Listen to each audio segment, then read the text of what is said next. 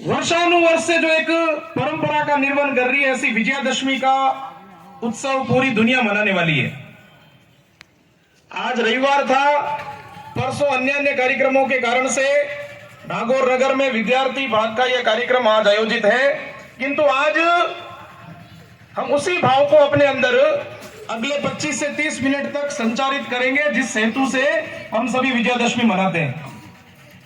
थोड़ा गर्मी का प्रकोप है, आप सब लोगों के ऊपर सूर्यदेव अत्यधिक कृपा कर रहे हैं, लेकिन आप लोगों के और चेहरे की तेजस्विता और मन में एक असीम आश्वासन का भाव भरती है और यह प्रकट करती है कि यदि किसी देश की आने वाली पीढ़ी इस प्रकार के सांस्कृतिक वातावरण में यदि तैयार हो रही है, तो उस देश का नेतृत्व, उस देश का भविष्य, उस देश की परंपरा सुदृढ़, मजबूत और अच्छे हाथों में है। हम सब जिस संस्कृति के वाहक हैं, भारतीयता कहिए, हिंदुत्व कहिए, इसकी आज संपूर्ण विश्व में एक अलग पहचान है।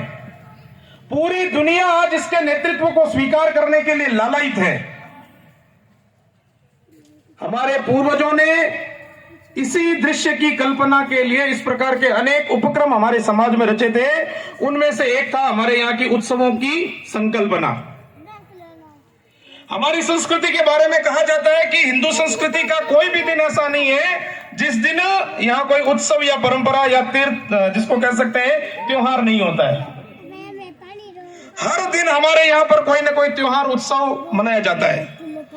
उन त्योहारों को, उत्सवों को लागू करने के पीछे पूर्वजों का हेतु था कि हमारा समाज जो एक सामान्य गति से आगे बढ़ता है, हम सब लोग उत्सव के निमित्त, किसी त्योहार के निमित्त एक दिन एक स्थान पर आए, हमारे विचारों को साझा करें, कुछ नई बातों को सीखें, पुनः हमारे परिवार में उन बातों को लेकर के जाएं। इसके लिए त्योहारों का निर्माण किया गया। ये त्योहार सब प्रकार के भावों को लेकर के चलने वाले हैं, लेकिन हम सब लोग जानते हैं कि इतनी त्योहारों की सुदृढ़ परंपरा होने के बाद भी, इतने महापुरुषों की अच्छी परंपरा होने के बाद भी, इतनी अच्छी और देशभक्त टोली होने के बाद भी इस देश को और 1000 वर्षों तक लगभग संघर्ष के कालखंड से गुजरना पड़ा।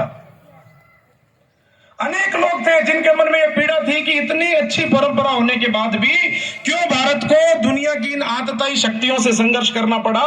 यदि हमारे हाथ में ऐसा अवसर होगा तो हम इस प्रकार का अवसर पुनः हमारी इस मातृभूमि को देखने नहीं देंगे।